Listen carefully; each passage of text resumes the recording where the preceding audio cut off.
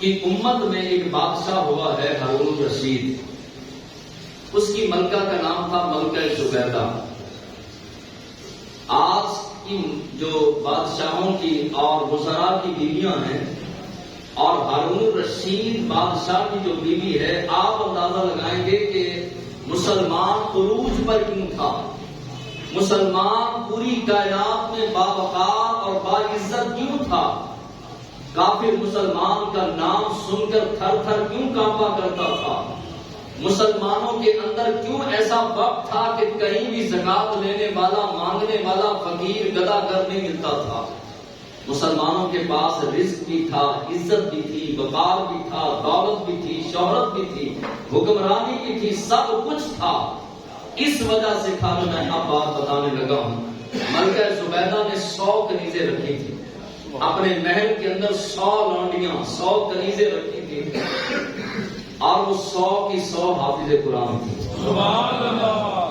ان کا اور کوئی کام نہیں تھا، نہ محل میں جھاڑو لگانا، نہ آٹا گوندنا، نہ صفائی کرنا، کچھ کام نہیں تھا. قرآن سے محبت کا انداز آپ دیکھیے. آج کا مسلمان اور ہمارے بڑے، ہمارے حکمران جو گزر گئے، ان کا انداز محبت دین اسلام سے اور اللہ کے قرآن سے کتنا خوبصورت تھا. ملکہ زبیدہ نے 100 لونڈیوں کی، 100 کنیزوں کی ڈیوٹی لگائی تھی کہ محل کے چاروں طرف پھیل جاؤ. 2 میرے دروازے کے باہر کھڑے ہو جاؤ، 4 ادھر کھڑی ہو جاؤ، 6 ادھر کھڑی ہو جاؤ، 5 ادھر کھڑی ہو جاؤ، 10 ادھر کھڑی ہو جاؤ. پورے محل کے اندر پھیل جاؤ. اور جیسے میں کمرے سے باہر نکلوں تو مجھے اللہ کے قرآن کی صدائیں چاروں طرف سے آنی چاہیے. تمہاری اور کوئی ڈیوٹی نہیں، نہ صفائی کرنی ہے، نہ برتن صاف کرنے ہیں، نہ جھاڑو دینے ہیں، نہ آٹا گوندنا ہے. 100 کی 100 حافظ قرآن کنیزیں فقط اس لیے رکھی تھی کہ میں جدھر سے گزروں کہیں سے مجھے سورہ یاسین کی آواز آئے، کہیں سے سورہ رحمان کی آواز آئے، اور کہیں سے جو ہے وہ سورہ ملک کی آواز آئے. قرآن سے محبت کا یہ عالم. آج 10 روپے خرچ کرنے والا مسجد میں 20 روپے جھولی میں ڈالنے والا، اس کی بھی یہ خواہش ہوتی ہے کہ میرے ساتھ والے کو پتہ چل جائے کہ ماں بدولت 20 روپے عطا فرما رہے ہیں اللہ کو، اللہ کے گھر کو. یہی ملکہ زبیدہ. اس کو پتہ چلا کہ مکہ المکرمہ میں حاجیوں کے لیے پانی کا انتظام نہیں. 14 میل کے فاصلے پر 14 کلومیٹر یا 14 میل کی نہر کس نے کھدوانے کا حکم دے دیا. ملکہ زبیدہ نے حکم دیا تو لوگ مستری آئے، انجینئر آئے اور ماہرین آئے. آ کر کہا کہ ملکہ 17 لاکھ درہم خرچ ہوگا. 17 لاکھ درہم اس نہر پر لگ جائے گا. آپ باز آ جائیں. اور یہ 17 لاکھ آج کا اربوں روپیہ بنتا ہے. ملکہ زبیدہ کہنے لگی کہ میں نے نیکی کرنے کی نیت کر لی ہے، اب مجھے دنیا کی کوئی طاقت روک نہیں سکتی. اب تم کام شروع کرو. 17 لاکھ کیا، ایک ہتھوڑے کی ضرب پر اگر 1 لاکھ درہم بھی خرچ آئے گا تو میں خرچ کروں گا. کام شروع ہو گیا. اور اس نے ملکہ زبیدہ نے کہا کہ حساب نہیں کرنا، حساب بعد میں کروں گی. 1 پائی کا حساب لکھنا، لکھ کر بعد میں جب کام پورا ہو جائے اس کے بعد میرے پاس لے کر آنا. کام دن رات شروع ہو گیا، دن رات ہوتا رہا، کام چلتا رہا، حتیٰ کہ وہ وقت بھی آیا کہ وہ نہر آج بھی اس نہر کے آثار مکہ المکرمہ میں موجود ہیں جو ملکہ زبیدہ نے نہر بنوائی تھی. 14 میل کے فاصلے پر، یعنی 14 میل لمبی نہر، اور 17 لاکھ درہم خرچ کر کے نہر مکمل ہو گئی. اور ملکہ زبیدہ بغداد میں رہتی تھی اور دریائے دجلہ کے کنارے اپنے پاؤں دریا کے اندر ڈال کر بیٹھی تھی اور وہ 100 کنیزیں اللہ کا قرآن پڑھ رہی تھی. مینیجر آیا، اس دور کے حساب سے جو مینیجر تھا اس نے اس نہر کی پائی کا حساب لا کر فائل کی صورت میں ملکہ زبیدہ کو دیا. کہا کہ ملکہ یہ حساب ہے، ہم نے حاجیوں کے لیے، عمرہ کرنے والوں کے لیے، اللہ والوں کے لیے، نیک لوگوں کے لیے نہر بنوا دی. اور آپ کو خوشخبری ہو، ملکہ وہ نہر جاری بھی ہو چکی ہے. اب حاجی اس نہر سے استفادہ حاصل کر رہے ہیں، پانی پی رہے ہیں. ملکہ نے اللہ کا شکر ادا کیا اور شکر ادا کیا اور وہ فائل پکڑی. اب جو ہے وہ جو پوری ٹیم گئی تھی ملکہ کے پاس، وہ سوچنے لگے کہ اب پائی پائی کا حساب ہوگا۔ 17 لاکھ درہم ملکہ زبیدہ ہارون الرشید کی بیوی نے خرچ کر دیا ہے، اب پائی پائی کا حساب ہوگا۔ ملکہ نے اس طرح سے فائل پکڑی اور زور سے دریا کے اندر پھینکی، کہا مولا دنیا کے اندر میں نے تیری راہ میں جو خرچ کیا، تیری راہ میں جو دیا، میں دنیا کے اندر حساب نہیں کرتی، تو قیامت کے دن میرا حساب نہیں کرتی۔ میں نے جو تیری راہ میں دے دیا میں حساب نہیں کرتی، میں نے تجھ پر چھوڑا، اب قیامت کے دن پروردگار تو مجھ سے حساب نہ کرنا۔ یہ ہمارے اسلاف تھے، یہ بادشاہ تھے، یہ کلمہ پڑھنے والے تھے، یہ مسلمان تھے جن کے اندر یہ بات بیٹھ چکی تھی کہ میں نے 2 رکعت بھی پڑھنی ہے تو رب کے لیے، میں نے تسبیح بھی پھیرنی ہے تو اللہ کے لیے، میں نے ذکر بھی کرنا ہے، ایک تھیلا آٹے کا بھی کسی کو دینا ہے تو رب کے لیے، دکھاوے کے لیے نہیں، اپنی بابا کے لیے نہیں، اور اپنی بناوٹ کے لیے نہیں، اپنے آپ کو سخی کہلوانے کے لیے نہیں، بلکہ رب کے لیے کرنا ہے۔ اور یہی لوگ کامیاب۔ آج صدیاں بیت گئی، ملکہ زبیدہ کو دنیا سے گئے، جمعۃ المبارک کا دن ہے، ممبر رسول ہے، اور ممبر رسول پر بیٹھا خطیب آج ملکہ زبیدہ کو کیوں یاد کر رہا ہے؟ اس وجہ سے کہ وہ نیک اعمال کر گئے اپنے رب کو راضی کرنے کے لیے، اور جن سے رب راضی ہو جاتا ہے پھر ان کے ناموں کو مرنے نہیں دیتا۔ شیر خدا علی المرتضیٰ کے سامنے کسی کا ذکر ہوا، کہا حضور اس کی محفل بڑی پاکیزہ ہے۔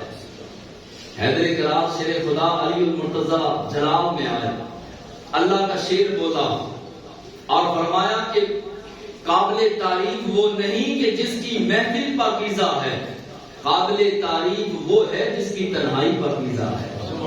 جو تنہا خوف خدا رکھتا ہے، گھر میں اکیلا ہے، کیبل لگی ہے، نیٹ پاس ہے، ہر چیز ہر گناہ کا آلہ پاس دستیاب ہے، لیکن خوف خدا کا کنیکشن، رب کا خوف، اللہ کے رسول کی محبت اس کے سینے میں اتنی ہے کہ تنہائی اس کی پاکیزہ ہے۔ تو حضور علیہ السلام کے شعر نے، اللہ کے شعر نے فرمایا قابل تعریف وہ ہے۔ محفل کے اندر تو ہر بندہ نیک من بیٹھتا ہے، ہر بندہ اپنے آپ کو سمیٹ کے رکھتا ہے، لیکن حقیقی طور پہ قابل تعریف، قابل رشک آدمی وہ ہے جو جب تنہا ہو اس وقت اللہ کا خوف کرے، اس وقت اپنے رب سے اپنا رابطہ مضبوط رکھے، گنبد خضرا والے آقا صلی اللہ علیہ وسلم سے رابطہ مضبوط رکھے۔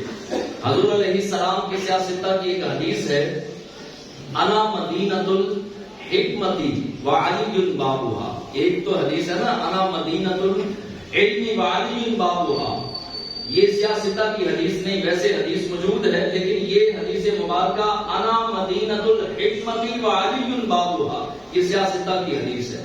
سیاستہ اس کو کہتے ہیں جن کو پڑھ کے عالم بنا جاتا ہے، جن کتابوں کو پڑھ کے بندہ عالم بنتا ہے، درس نظامی کی کتب۔ اب جو ہے وہ اللہ کے حبیب علیہ السلام نے جب یہ فرمایا تو ایک شخص نے سنا کہ حضور نے فرمایا ہے کہ میں حکمت کا شہر ہوں اور علی اس کا دروازہ ہے، حیدر کرار اس کا دروازہ ہے۔ اس نے حدیث سنی تو دوڑتا ہوا شیر خدا کے پاس آیا، آ کے کہنے لگا جناب آمینہ کے چاند صلی اللہ علیہ وسلم نے فرمایا ہے کہ میں حکمت کا شہر ہوں اور علی اس حکمت کے شہر کے دروازے ہیں۔ اگر آپ واقعی حکمت کے شہر کے دروازے ہیں تو ظاہر ہے کہ آپ کے پاس کچھ نہ کچھ تو حکمت آپ جانتے ہوں گے۔ میرا جسم بیمار رہتا ہے، میں کمزور ہوں، لاغر ہوں، کبھی کوئی مسئلہ، کبھی کوئی مسئلہ، کبھی کوئی بیماری، کبھی کوئی بیماری۔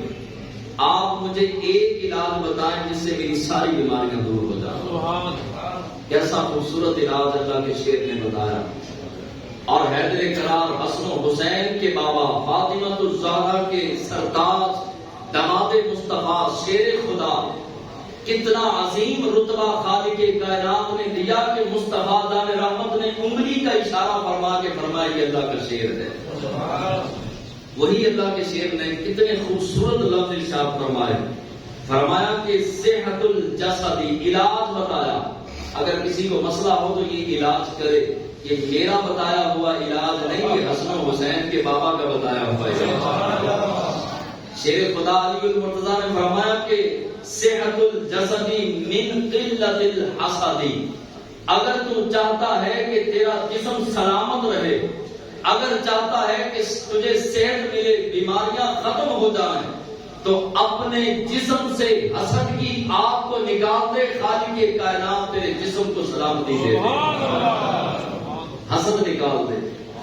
آج یہ غم نہیں کہ میرے پاس یہ نہیں، آج تو دنیا پریشان ہے کہ اس کے پاس کیوں ہے۔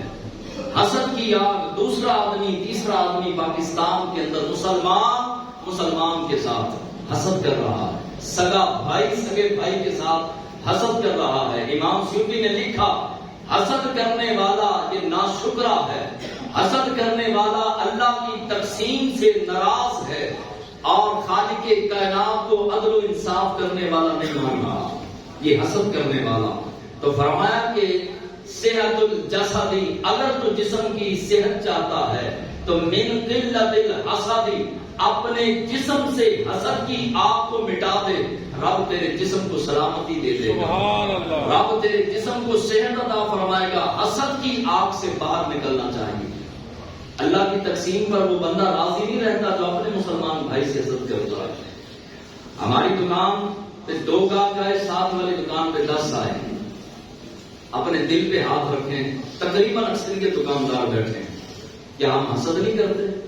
دل کے اندر خیال پیدا نہیں ہوتا کہ یار میں صبح سے لے کر اب تک ورائٹی بھی میرے پاس زیادہ اور ڈیلنگ بھی میری اچھی، دکان بھی موقع پر ہے، ہر چیز موجود ہے، لیکن میرے پاس 2، اس کے پاس 10 کیوں آئے؟ اب اتنی فکر 2 کی نہیں ہوتی کہ میرے پاس 2 کیوں آئے، زیادہ فکر ہوتی ہے اس کے پاس 10 کیوں گئے۔ اسی کا نام تو حسد ہے۔ حسد کی آگ میں جلنے والا بندہ صحت مند نہیں رہ سکتا۔ شیر خدا نے فرمایا اگر تو روحانی اور جسمانی صحت چاہتا ہے تو حسد سے نکل۔